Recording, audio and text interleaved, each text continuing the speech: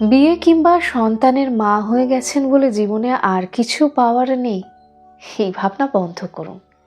Basically জীবন শুরু হয় 30-এর পর থেকে।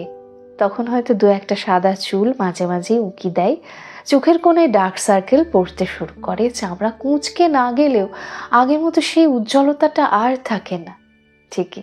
কিন্তু বয়স আর অভিজ্ঞতা মিলেমিশে চেহারার যে দৃঢ়তার ছাপ আসে, চোখে মুখে ব্যক্তিত্বের যে ছায়া দেখা যায়, মেয়েদের ওই রূপেই সবচেয়ে বেশি ফিটফুল লাগে।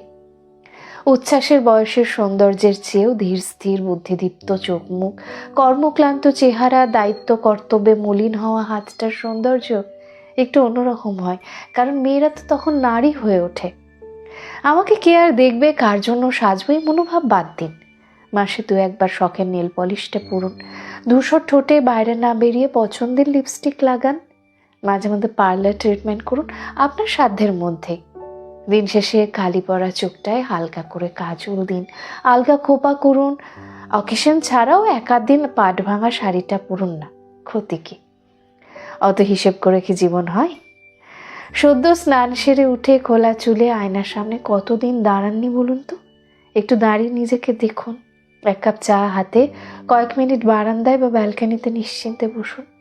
গাছ দেখুন, পাখি দেখুন, আকাশ দেখুন। রান্নাঘরে সবজি দিয়েই টুকটাক রূপচর্চা করুন, দেখুন ফ্রেশ লাগবে।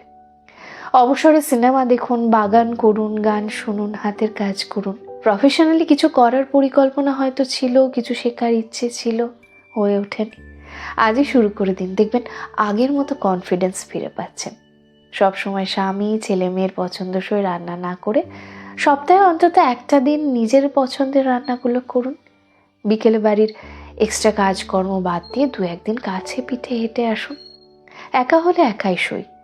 বাজারে শুধুমাত্র সবজি কিংবা মাছ কেনার জন্য না গিয়ে মাঝে মধ্যে আইসক্রিম, পাপড়ি চাট খেতেও যান।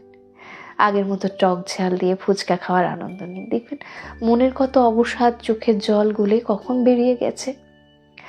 বাজার করার পয়সা থেকে জমানো 2-5 টাকা কিংবা স্বামীর দেওয়া সামান্য হাত খরচাটাও সংসারে অদিন অসময়ে কাজে লাগবে ভেবে সবটাই ভাঁড়ে জমিয়ে না রেখে কিছু কিছু নিজের জন্য খরচ করুন। একটা টিপের পাতা, একটা কাজল, একটা ছোট্ট ক্লিপ, একটা সামান্য লিপস্টিক মেয়েদের কত খুশি দিতে পারে বলুন তো? এতটুকু তো জীবন, আফসোস করে কাটিয়ে দিলে আর বাঁচবেন কবে? নিজের ভালো লাগাগুলোকে গুরুত্ব দিন।